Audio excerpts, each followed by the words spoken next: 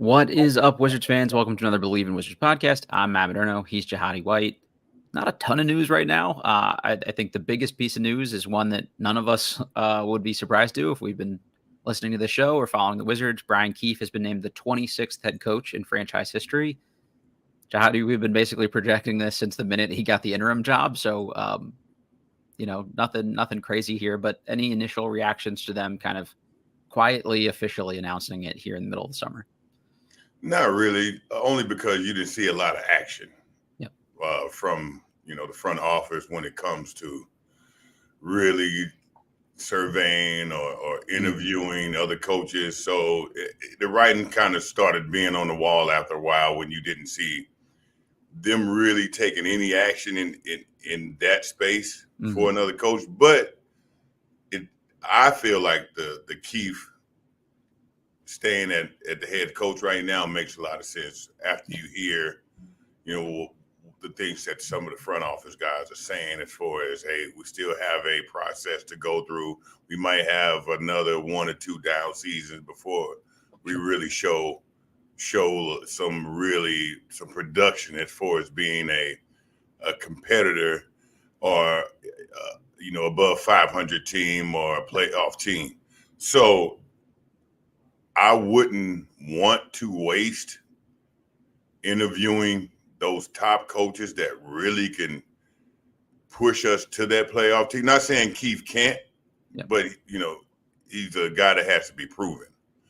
But so I really wouldn't want to waste interviewing those top coaches that can really, push the needle with the team until that we have that team that we should have before that.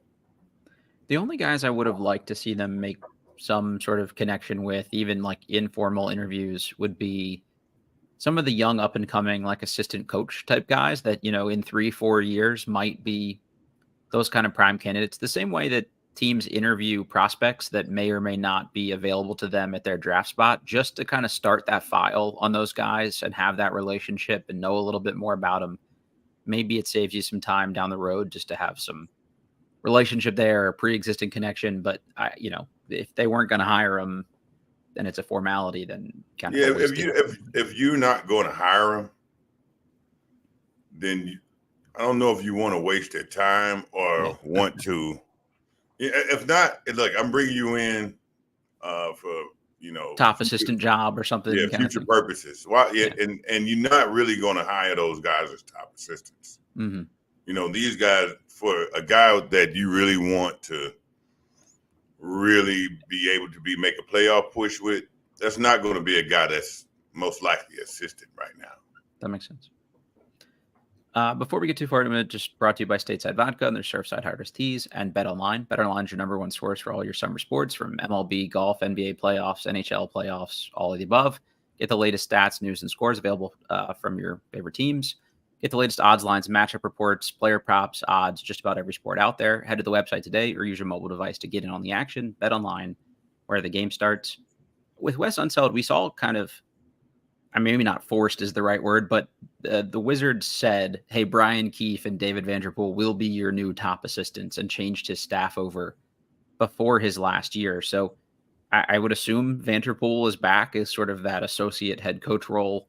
That's just sort of my guess, unless he gets a head coaching job somewhere else, which there aren't kind of like a ton of other openings at the moment. So I would imagine he's kind of back here in that top assistant spot. But I'm also excited to see Keefe kind of pick his own staff this time and not just the other guys he's inherited. We heard that they cleared house. So there's a lot of spots left to fill, and it'll be really interesting to kind of find out, what the makeup of his staff is like. I think that's maybe the bigger development here than just him getting the head coaching job, is who they're going to bring in around him. We've talked about the need for kind of, a couple key development guys, but also maybe somebody with some like high level former playing experience would help, kind of get everybody's attention too. So I'm looking forward to seeing kind of updates about that over the course of the summer. Well, I am glad to see Keefe be able to pick his own staff. I feel like they're giving Keefe a real opportunity. Yeah. May not be with the team with the exact players he wants at the time, but he still has a decent a more than decent team to really be able to make some noise. Thing is, too, with David Vanderpool is definitely, I think Keefe had to vouch for him, but the front office also brought him in later on with Keefe too, right? Yeah, they came Near around the same time. So yeah. they already understood what they were bringing in, the type of guy they were bringing in, and understood what they wanted. So I think it was both Keefe vouching for him and the front office vouching for him. But to be able to let Keefe set up his own coaching staff, his own assistants, and that means, okay, we do have faith in you, and we will understand what you're working with, and we still understand. So we're going to grade this with the understanding of all the factors involved. I think they're looking at it from a fair perspective. We're going to grade this with all the factors involved. We understand that where we want to be, and we're not there now with the type of caliber of players that we feel like we need. But what you do with those caliber of players, and where you go above the threshold, and we see it, on where you fall short, we see it. But we understand. So if you go above and beyond where we expect it to be, okay, then we know what type of coach you are. You have that opportunity. Another thing with David Vanderpool, he's been around long enough to where it's good now that he has that head associate job. Yeah. I think it looks like they're setting him up for his next job to actually be a head coach somewhere. Absolutely. Yeah, he's got to be on the short list of guys. I think he was on the short list of guys when the Wizards picked him up too, of like getting some interviews. There was talk of him getting that Wolves job before Chris Finch got it. So it's nice to see him kind of still be held up in like a prime spot here. And if it helps him get some other interviews, great. I'd be bummed to lose somebody like that, but also excited for him to get, a look if he can get, interviews for top jobs too. I don't know. People talked about the Wes Unseld thing, and you see some stuff online about like it being a nepotism hire because his ties to the industry or to the organization or whatever. And it's crazy because the guy was a top assistant coach for a long time. But I would like to see a few more guys with ties to this organization be brought back in some capacity. Like obviously Vanderpool played here for a short amount of time, but just somebody with like some kind of DNA from the organization would be nice. Somebody from your era teams, Jahadi, like Popeye Jones is somebody that played here and is a top assistant coach somewhere. Like I'd love to see them go out and try to like bring a guy like that into the coaching staff too. The same way, they built the super friends here with the front office. Like maybe we could get, another top tier assistant coach like that too. So just whoever that name is, can you steal a Caron Butler away from Miami or, one of those kind of guys I think would be awesome. We've talked about Jerry Stackhouse a ton. Like if he's not going to get a head coaching job, can you get him on the staff here too? Like those names would be really kind of intriguing to me.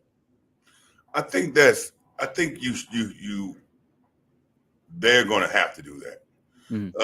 So even with the Suns, right? When the Suns new management came, new ownership came, and they brought all of the Suns back for the first game, for the first home season opener, and all the Suns players back. I played for the Suns. I went there too.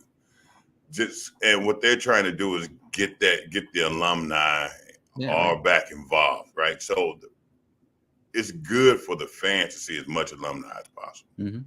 Now, if they can also see some Wizard alumni on that bench, it would be great. Yeah, that'd be cool.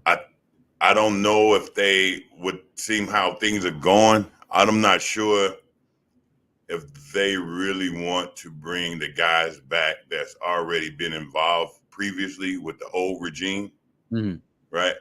But to bring some new faces back. It seemed like they're really trying to clean house with the old feel and the old regime, to the point to where it's anything that was involved with the old regime, we got to clean house because we're going to do things so much in a new way.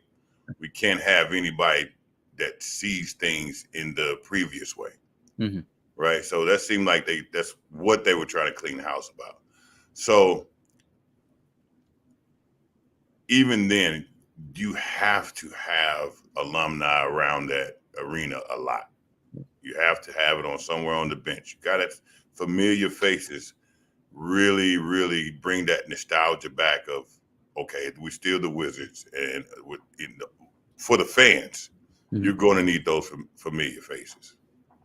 Even just, I would be happy with it even on some of the broadcasts, beefing up the former player representation a little bit. Like, obviously, Drew played here and does the play-by-play or the color commentary during the broadcast. And Jason Smith is really the only former Wizard right now that is consistently involved in any of the pre or post game shows. And he was also kind of a short timer here. So there's plenty of other like smart basketball minds like yourself that could come in and do some of these things, even just on an interim basis. It'd be cool to see some different faces. And obviously I'm a Maryland fan here locally, but there's a bigger Maryland, through line on the broadcast than there are Wizards. And it's just sort of like a weird fit that like, all the guys that came through here at some point, we can't find a few more guys that actually played for this organization that would come in and talk. And, guys like from Maryland that played for the Wizards, Juan Dixon, Steve Blake. That would be cool. Yeah. I mean, those guys be great guys to even come back. So, you have a lot of options to bring those guys back, especially the guys who went. I think it's good to have the guys who already had big college careers hit there. And local flavor. Play for the Wizards. That's because that's a lot of tie into the cities. Mm-hmm. You've got Grievous Vasquez on the broadcast that they had at the end of the year, and he never played for the Wizards at any point. Now, if you watch Maryland, you know him, but there's no tie to this actual team. So, Awan is a great idea from somebody. Yeah. I don't think he's coaching anywhere this year after leaving Coppin State, so he'd be interesting. But still guys that are in the area, like Atan Thomas lives right down the street. He's a guy that you could get in and do some of the stuff. So I think that would be interesting. Absolutely. But anyway, something to think about, Wizards production team, if you're listening to that. Just going back to Keefe here, a couple quotes from Will Dawkins. He said, "We're excited for Brian to become our next head coach. He's a proven motivator and connector of people. As a leader in the organization, he will continue to positively grow and invest into the development of our players. His wealth of experience will help our team move forward as we build for the long-term sustained success." I think that was a big thing that they said at the beginning of last year about Wes Unseld is, hey, we're really going to evaluate how our coaching staff is doing based on how these young guys are developing. And you saw more of that development, I think, under Keefe, which is why he's coming back. And just a tweet from Greg Finberg of Bullets Forever here. Denny Avdia averaged 17.7 points and about 9 rebounds under Brian Keefe. Poole averaged 18.5 points and about 6 assists. Kuzma averaged 23 points and about 7 rebounds. Like, those guys' numbers individually all went up. Obviously, Coulibaly didn't play a ton with Keefe as the head coach because he went down with an injury. But, I think you saw him do different things, and he was still involved and getting tough assignments defensively. So the record isn't going to be what they evaluate Keefe on. This was to your earlier point. It's more just, can he exceed expectations a little bit and show guys positively, growing and developing, especially like the Vukcevic's and guys that we didn't see a ton of until the end of the year. I think that'll help. But also just the way the players seem to respond to him and interact. Like, you had Poole tweet out, Kuzma tweet out, Coulibaly tweet out, or put on their Instagrams that they were all excited about Keefe coming back. They've all talked about the accountability that, was added to the organization once he took over. So I think when all the players are happy you're back, that's obviously a factor, the front office is going to consider also. Yeah. What I noticed about Keefe is everybody's opportunities opened up. Mm-hmm. Right. Everybody's opportunities opened up as far as scoring opportunities and their defensive wise, they were much more aggressive and started being more connected on the string defensively. Yeah. Offensive wise, any other new players that came in, if you notice, as soon as they came in, they started being able to put up points. Yeah, Bagley came in. Yeah. Bagley came in and was able to touch the ball enough to get a double-double. Mm-hmm. Vucevic came in, was able to touch the ball enough to really make it, show what he can do. Yep. Kispert was getting more touches. Mm-hmm. Denny was getting more touches. Poole completely changed his game. Start playing the right way. So we graded Keefe early, and I was like, well, there wasn't enough. But after Mhm. really looking back and now looking at the little, and the problem is that we still was coming out with losses. Sure. Right. So that kind of covered up all the production that was really happening within. Mhm. But if you really look at it, guys were getting touches, guys were getting more rebounds, Mhm. guys were being able to expand their game a little bit more. Right. So what I like about Keefe is guys get more offensive opportunities. Yep. Right. Yeah. Within the same time. Mhm. Right. Within the same time. But somehow the offense started to create more touches for guys. And I think that's because just moving Poole to that point guard position really now made him have to notice, okay, I can drive and kick. I'm being more facilitated. Now I can take the third quarter and then I can get mine. Yeah. But now I'm not getting mine with taking more shots. I'm getting mine with taking more efficient shots. Better shots Right. for me, kind of stuff. Better shot for me, which means it's more opportunities and better shot situations for all the other players. Mhm. So I noticed that, and I think that's what shows like real coaching. So now to me, okay, this guy definitely can coach. Totally with you. I think to that point, the Wizards just saw defensive improvement. This is a tweet from Bijan Todd of Monumental Sports after he was named interim head coach on January 25th. The team saw improvement in defensive rating, overall net rating, and opponent 3-point percentage over the remainder of the regular season. The Wizards held opponents to the second lowest 3-point percentage in the league during that time. So there was more accountability about not giving guys wide open threes and stuff like that. And that goes a long way. Accountability was the word probably most commonly repeated from these players after Keefe took over. And Dasan asked in the chat, why does the team love Keefe, but they hated Wes? Poole and Denny both threw shots at him when he left. What's the difference between them? Is Wes likable? I don't think it's a hate Wes thing. I think at a certain point when teams lose, the coach takes on a lot of that stigma. And when things go south, there's inevitably kind of a scapegoat. So the fresh new voice that you play better under is probably the guy that you're going to promote up. And sometimes guys just gel better with certain guys. Like maybe Wes would be better with a veteran, responsible adult team or something like that. But it just means that some guys just don't connect sometimes, I think. Yeah, I don't think it's a hate thing. I played so many years that I know sometimes a coach just loses the locker room. Mm-hmm. Sometimes a coach just loses the team. Yep. And once you lose your best players, you lose everyone. Exactly. Not because you're doing something completely wrong. Mm-hmm. It's just the way sometimes the seasons is going and some plays are not working out the correct way that we want to execute. Some of the players on what we're running for the point guard, I can't really get that off. I see some options that we're not taking advantage of.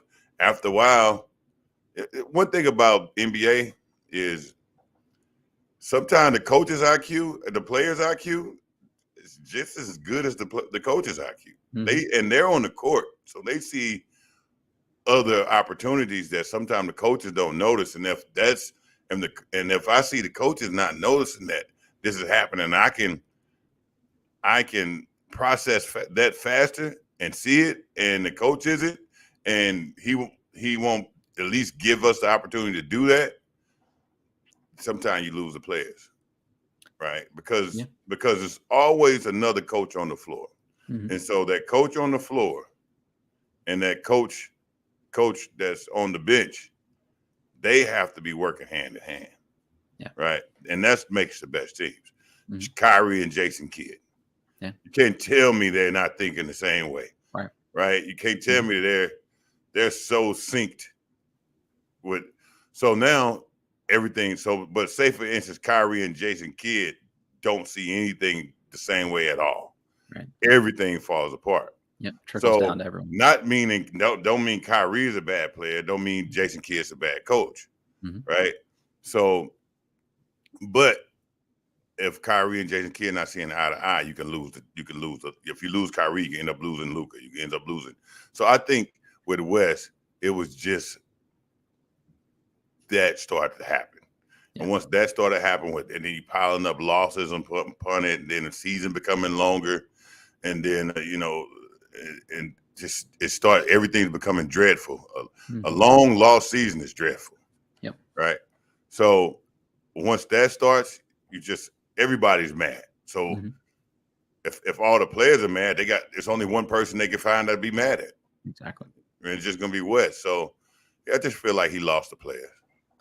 We talked about this after it happened too. Once you've kind of lost a locker room like that, it's really hard to get it back. And if you are able to do it, it really takes like a strong backing from the whole organization. Like the front office has to come in, and we told the story about Pat Riley coming in, with the Knicks, or I think with the Heat by then, and saying like, this is our coach, Stan Van Gundy is here. Like, you got to deal with this. And if you're the front office, like, I think part of this is honestly, like, Wes was kind of a lame duck coach going into last year, not really through any real fault of his own, but they gave him a trial to say they gave him a fair shake, but they wanted to bring in their guys. They brought in 2 top assistants who had head coaching, interviews before. Like, that was sort of writing on the wall, I think, that he wasn't long for that job. So unless he did something incredible, he was probably going to be replaced at some point, in the shorter term. So if you're players too, that these guys are smart. They understand the business of it. It's stuff that happens to them as players. So I think everybody kind of knew that, like, Wes wasn't here for the long run. And if he's not vibing with all of us, like, let's move on to the guy who will. And Bullets Nation asked, Wes was 7-31. Keefe was 8-30. Was he really that much better? I think the record isn't how you judge a rebuilding team that wants to lose games. It's how you're losing the games, what the vibes are, how guys are interacting with you as a coaching staff. And they have much better insight and exposure to that as a front office than we as fans do. So I'm just going to trust that they made the right move for them. And honestly, like, the chances of Brian Keefe being the guy here when the Wizards are contending in any way, shape, or form again are probably pretty low, but I think they'll give him a fair shake to see if he can lead them from that transition of rebuild, to respectability again. Yeah, and then I think we were all surprised when Wes came back that following year, when we kind of already felt like we saw the writing on the wall. Mm-hmm. But then also with Keefe it's timing. It's you got to give him a window. He changed some things around. Like I said, we didn't get a lot of wins out of it. Next year, the players are excited about Keefe. You can see things are changing. They like the change. They like how things are moving. Right? Like I said, they're getting more touches. So any player that's getting more touches is going to be excited about a coach. Now you got to see how long that lasts. If he can consistently keep these players motivated and keep them bought in, right, and keep that intensity up and even raise the bar, then you say, okay, he's a good coach. But sometimes things go, okay, it's good, and it plateaus. Sure. And if it plateaus too long, then you say, it's time. He couldn't sustain. So it's about being able to sustain. Let's see if Keefe can sustain what he started, and then see if he can build on it. So now that's what I'm looking for. Can he sustain it with the players? No, that's a great point. I mean, I think there's a honeymoon phase in any kind of new situation like this. And can you keep going up? Do you have to do something different? How do guys adjust? That's all going to be important to see.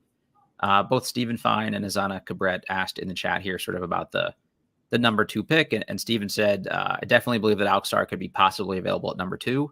Well, Stephen, it seems like ESPN would agree with you. They released their first mock draft after the deadline to withdraw from the draft. So all the college players that are going back are kind of now removed from these mock drafts. ESPN went through, said they kind of did the polling and got intel from teams.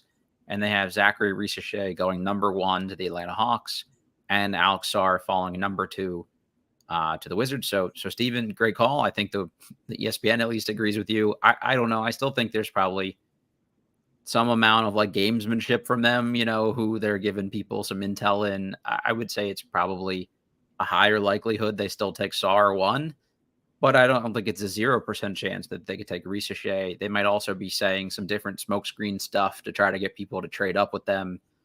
There's all kinds of like behind the scenes dealing here too. But I at least think that opens the door a little bit. And then it was also reported today that the Blazers, who have the 7th and 14th pick, Grizzlies, who have the 9th pick, and the Bulls, who have the 11th pick, are all interested in trading up somewhere earlier in the lottery to try to get Donovan Clingan specifically. I guess they're all teams that feel like they need a big rim protecting presence. So I wouldn't be surprised to see there be a little bit of movement in this year's lottery, just kind of given, how flat some of the value is from like 4 to 10 in this draft. So I don't know. I think it'll be interesting to kind of see how this plays out. But Jahadi, are you buying that the Hawks are now favoring Risacher over Sarr after all the chatter about Sarr being kind of the consensus number 1 guy? Yeah, I am buying a little bit, only because with this draft, you got to go for what you need, right? You can't just go for what's number 1. And then, and they're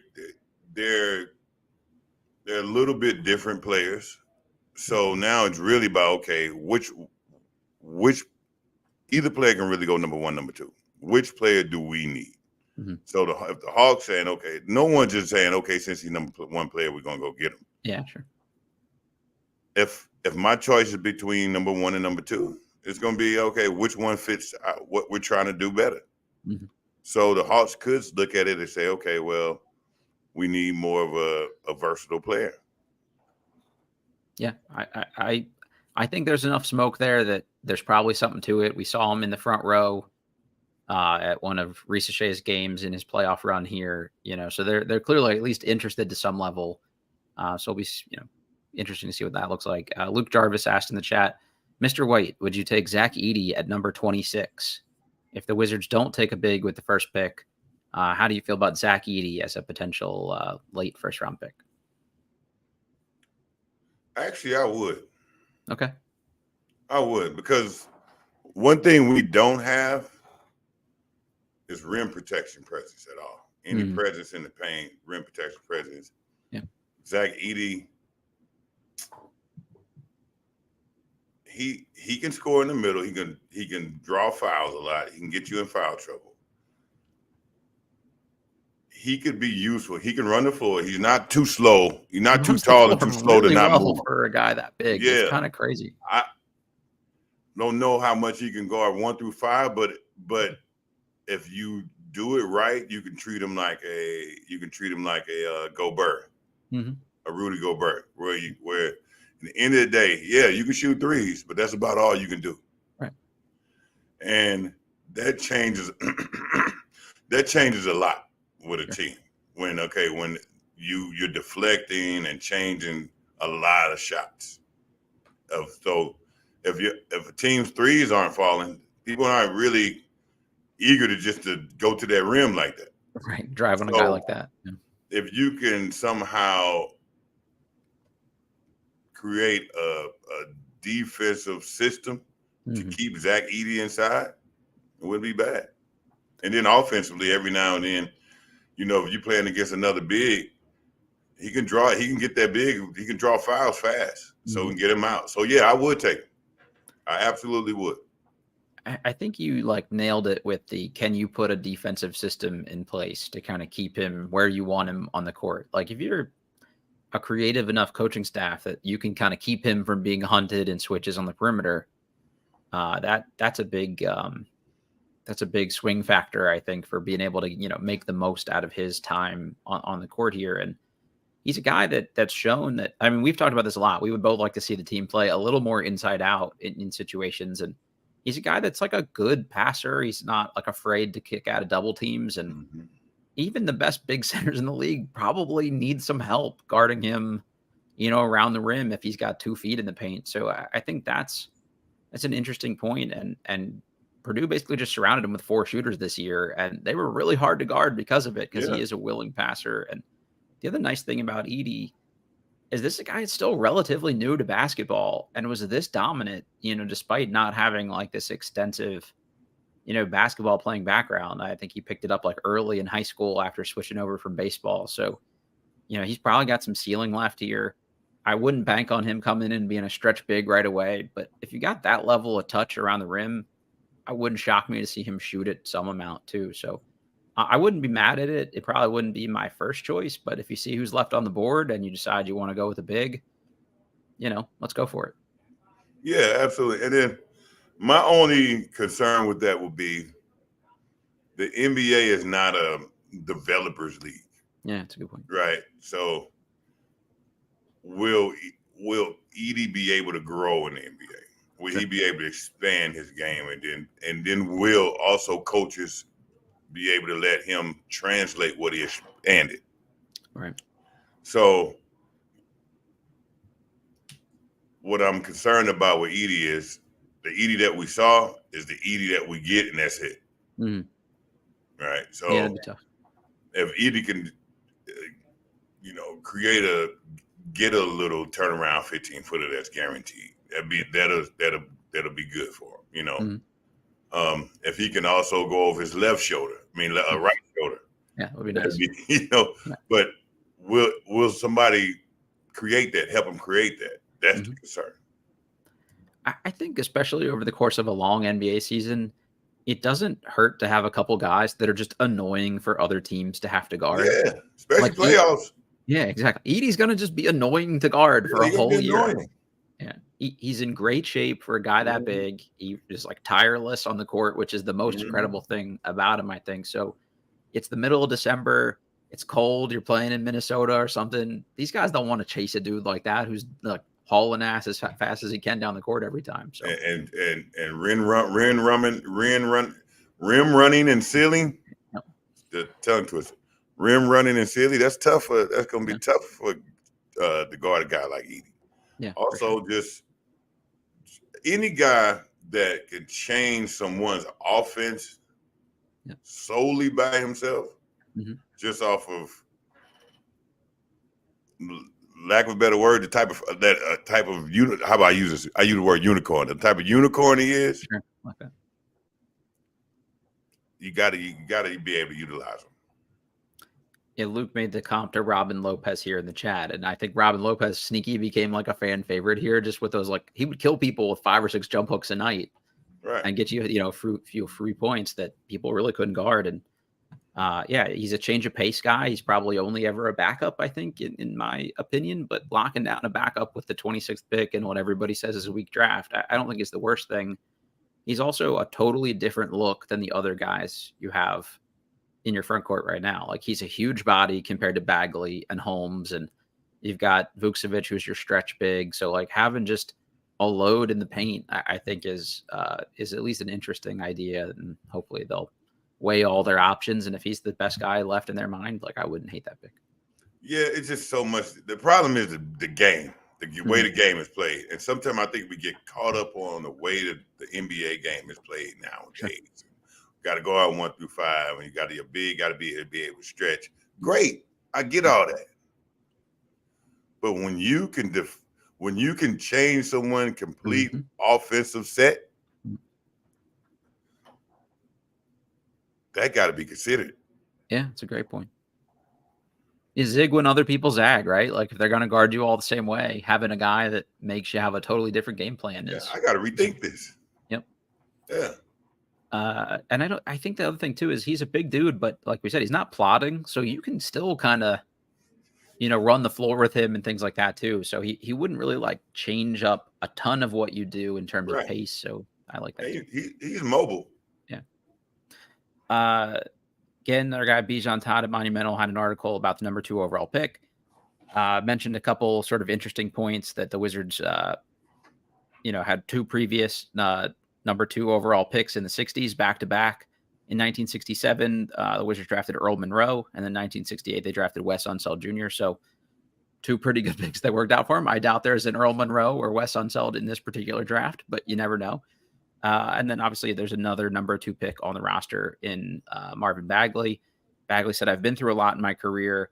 I played about every role you can think of, starting, coming off the bench, DMPs, being out for injuries. I've experienced a lot of it. And one thing I would say is to make sure you develop a routine that you can follow, that you can build on and get better from. That's something along the years that I've developed and try to be more disciplined about. It's having a routine that I can repeat every day.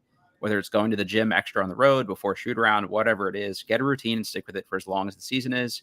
It actually helped me. And I think it'll definitely help a lot of young players come in who really don't know what to expect, and ask questions. Don't be afraid to ask questions. Even if you feel like they're silly questions, ask them anyway. There's a lot of learning in the game and a lot to grow from. And if you don't ask, then they just kind of stay in the same spot and you're not going to learn, at least from my personal experience.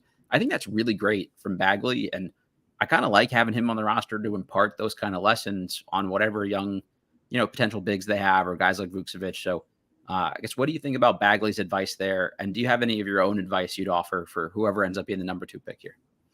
I think Bagley's advice is even better than how we're looking at it. Reason being because of what he said. You gotta understand, Bagley expected to be better than Bagley himself is at this current point. Yeah. So he's like, not only has the road been tough for me, not only have the expectations been much higher than they are than I met. I now have to learn to sustain and still grow and still remain. Yeah. Right. And still try to figure out how to take advantage of opportunities. So now his entire mindset is completely different than somebody who's went second round and end up being a great player. Yeah. Right. So think about the adversity he's been through, the pitfalls he's been through, the mud he had to climb back out of, how he had to keep a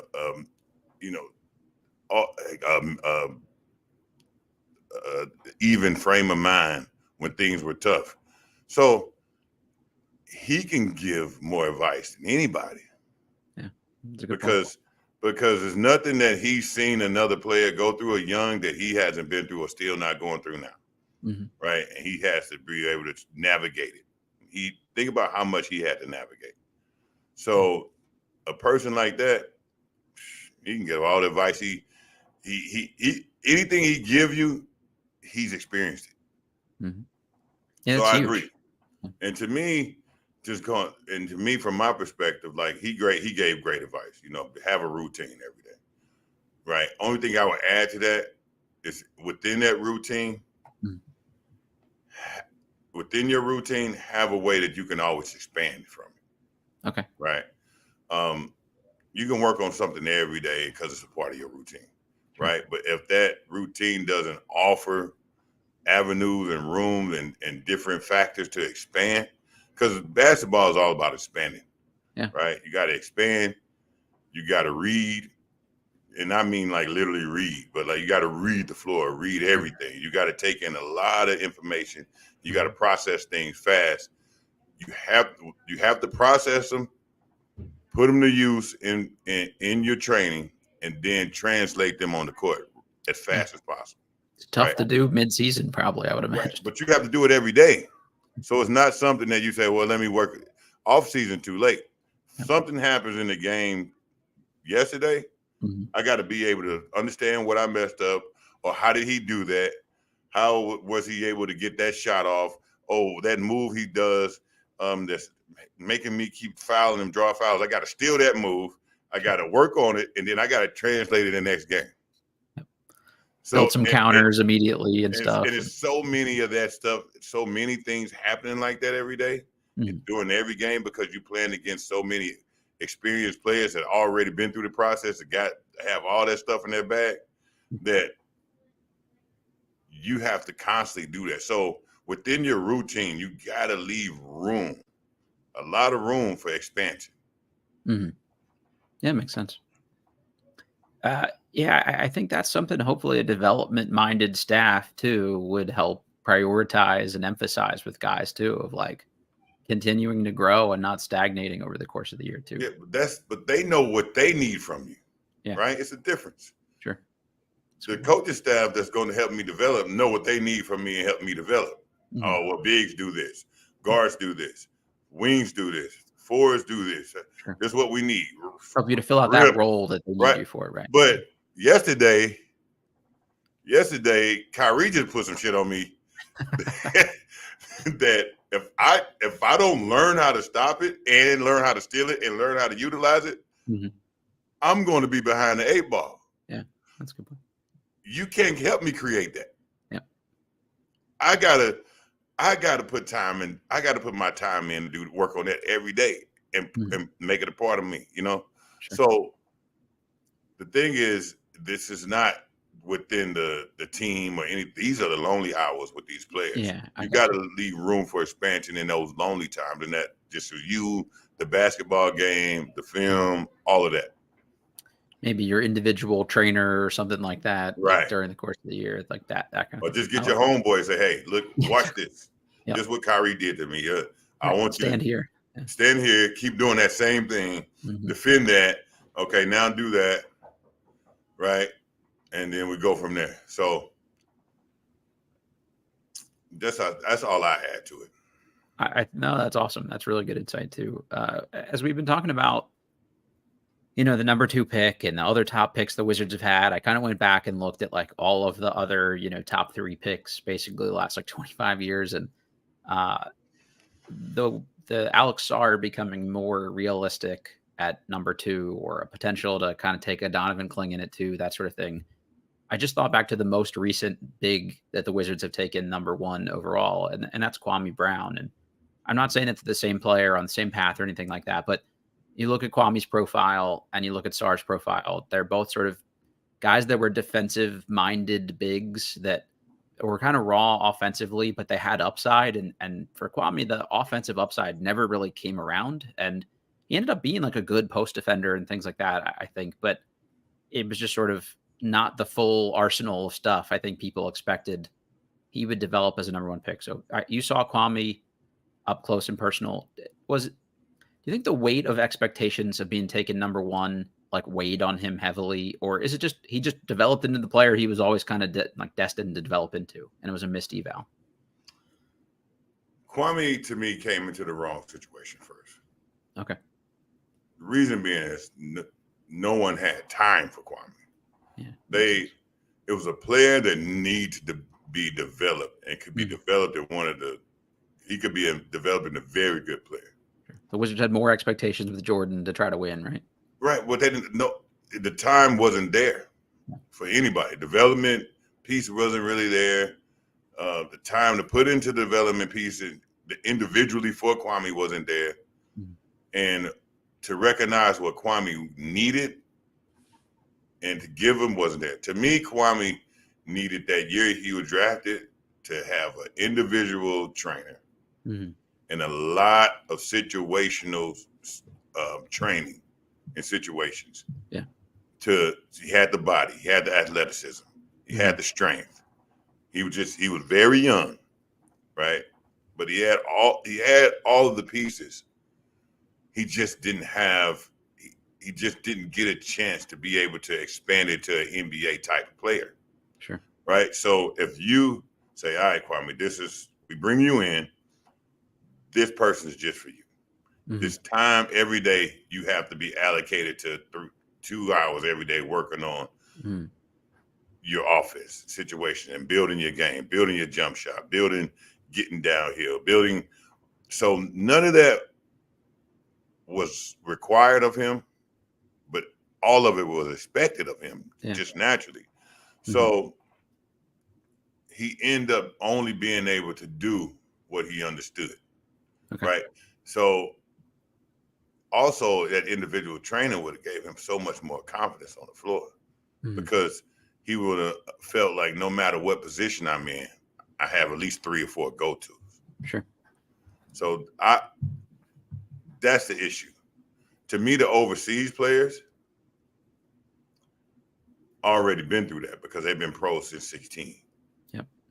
Right. So it's not going to be a position or a space on the floor where they're not comfortable and naturally have a natural feel to be able to understand what their go-tos are. And I've been through it a million times, not a million times in practice, a million times actually when the popcorn is popping.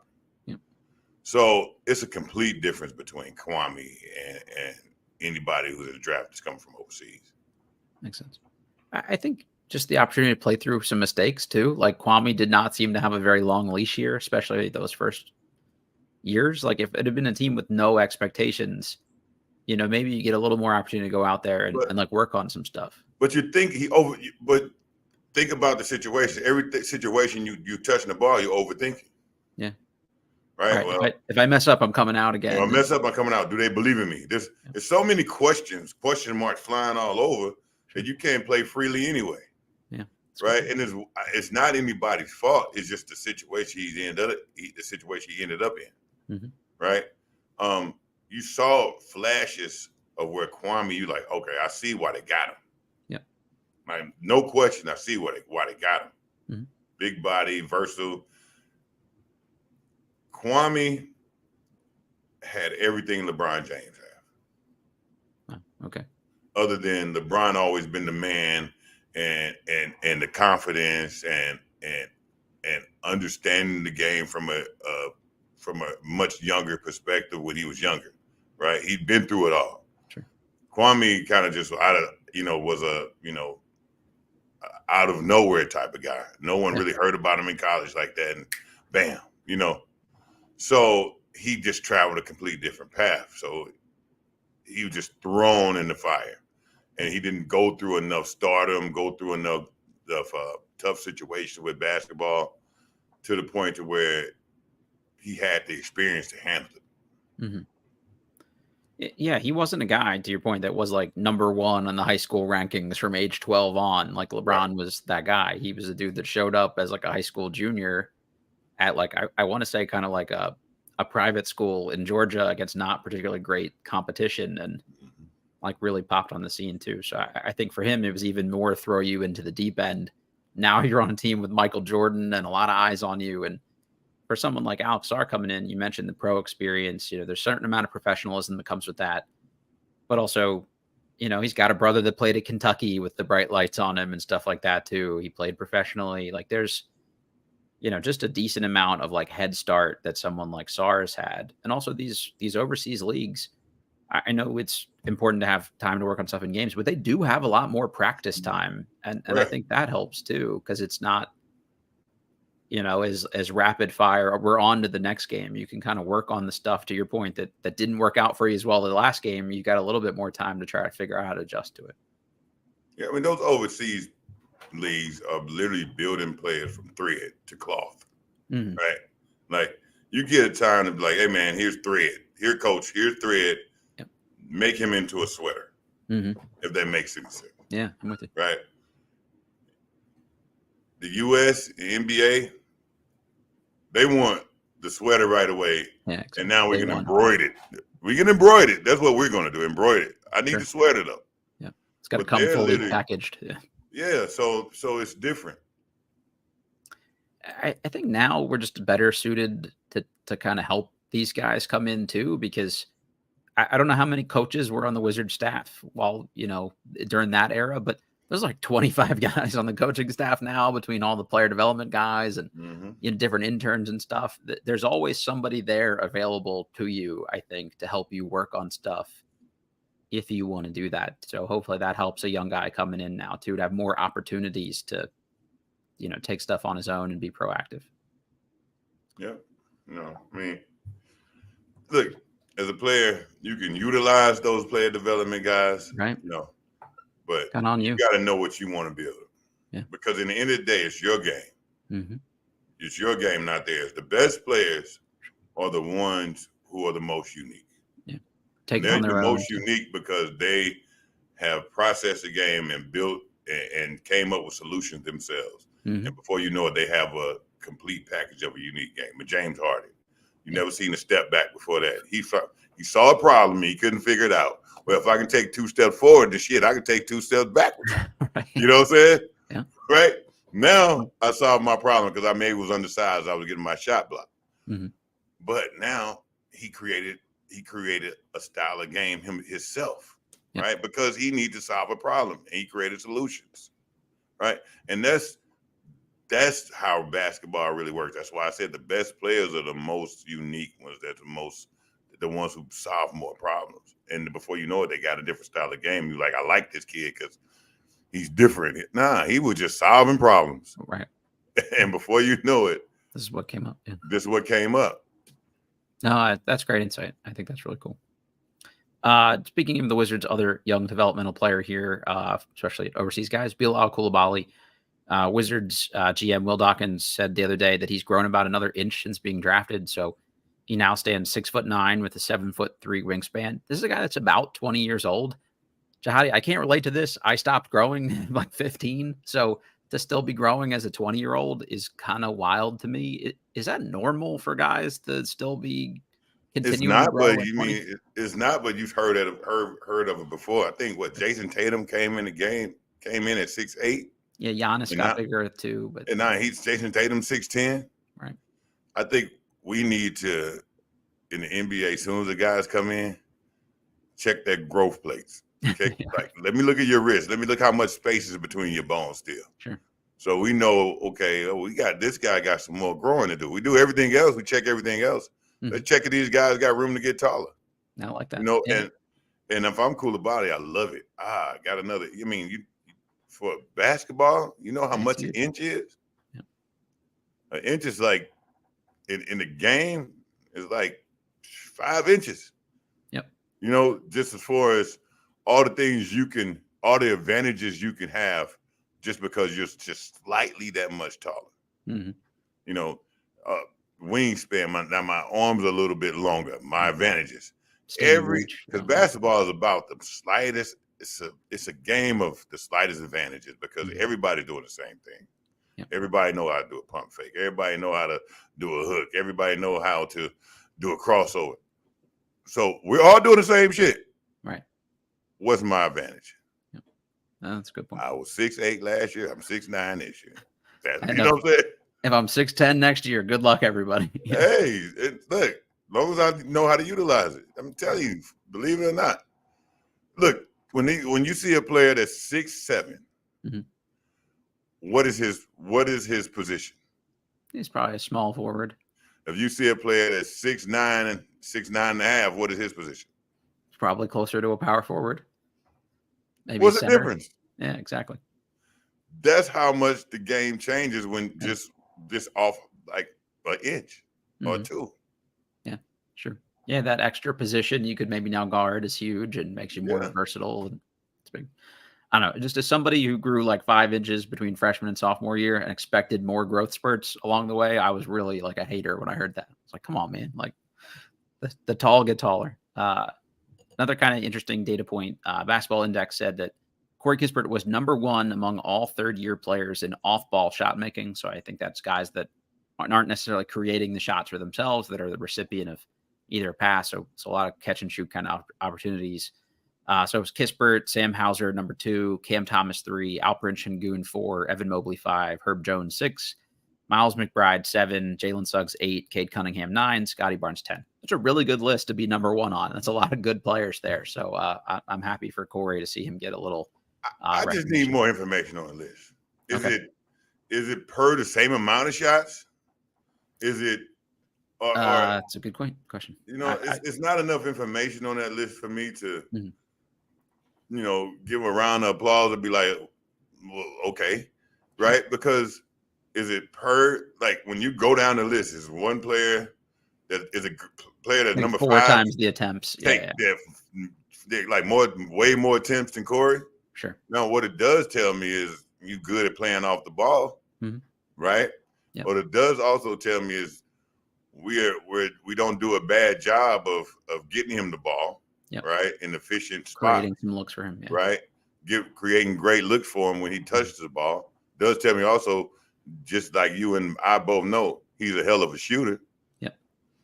But how do you fall in that category in that particular stat? I mean, but hey, he's #1. I take it. Hey, that's right. I'll look into it a little bit more, see if I could find out the exact parameters to get on the top of the list here, because that's a good point. Last thing just to end the show with, not Wizard related, but Bill Walton passed away this week, kind of a top 50 player of all time here, notable ambassador of the game. So just wanted to mention that real quick. We talked about this a little bit before, we recorded here, but Jahadi, any thoughts on Bill Walton that you want to share here or things like that? So I haven't had many one-on-ones with Bill Walton other than I met him and, hi, and, hey, Jahadi, you're doing the games. But one thing I say about Bill Walton is he was one of those guys that, two things, him being the same player in the position I played, and how what he did when he played translated and transcended to the point that it became a standard for when I started playing, that I'm doing most Bill Walton things, right? And that's the impact he had on the game when he played. Yeah. The other thing that I like about Bill Walton, to me, is he's the creator of the guy who lends the entertainment to basketball as far as the announcer. Keeps it fun. Keeps it fun. I think he started that. Mm-hmm. You never seen the guy on the sideline with a tie-dye shirt on and you didn't see it was crazy. You loved it, right? Mm-hmm. And he was himself. And he's created those the guys being themselves. So now all these new podcast guys, and they're only doing what Bill Walton already been doing before. That's what you talked about with being a player, is finding a way to be unique and carve out your own lane. Yeah. Right. So you got to give Bill Walton a lot of praise and a lot of, acknowledgement and just honoring him for being who he was, being the player he was, and being the sports media guy he was. Yeah. Because in both lanes, he's transcended. Mm-hmm. That's a great call. Yeah, I think there are a lot of broadcasters you listen to now where they spend the whole time kind of shitting on basketball and where it's at, and like, oh, this is terrible, and transfer portal. And Bill Walton was opinionated too. Now he had opinions, but he didn't seem like he hated the sport he was commenting on. It's the ultimate cheerleader for basketball as a sport, and I think sometimes the tangents rubbed people the wrong way, but at the end of the day, he ultimately loved basketball, and I think that's the number one thing you should have if you're going to talk about it for a living. Like Dickie V, to me, Dickie V was a character. Yeah, for sure. Right, you can't tell me he walked around every day acting like that. Right, exactly. What was so refreshing about Bill Walton, he was a Dickie V type, but he was truly that person. Exactly, that was him as a dude. Yeah. There are two different Bill Walton biographies that are out there. I would recommend them both. I don't have the names handy. If anyone wants to borrow a copy, I got you. But just really interesting to hear about all the stuff he kind of went through just to be able to stay on the court and, all the injuries and things like that. So shout out to him and his family. Condolences to them. 71 is definitely too young. And it's a loss for basketball community as a whole. So anyway, just wanted to acknowledge that a little bit. Didn't mean to end us on a somber note here, but celebration of a guy who celebrated basketball. I think it's been really cool to see all the stories and, different clips and quotes that have come up about him over the last couple of days too. So glad the basketball community's kind of rallied around him as a person and a basketball figure. All right, Jahadi, I think that's all I got for you here. Anything you want to end us on? No, man, not at all. Cool. All right, good stuff. Appreciate everybody's comments. As always, hit that little like button for us if you don't mind on the YouTube channel here. Rate, review, subscribe. It's always appreciated. We'll have some more draft-specific stuff coming up for you. Now that the group of people in the draft is kind of set and established, we can talk a little bit more about, who are the actual guys we'd like to see and stuff like that. So we'll hit you with that next time. As always, we are presented by betonline.ag, and we will catch you all next time.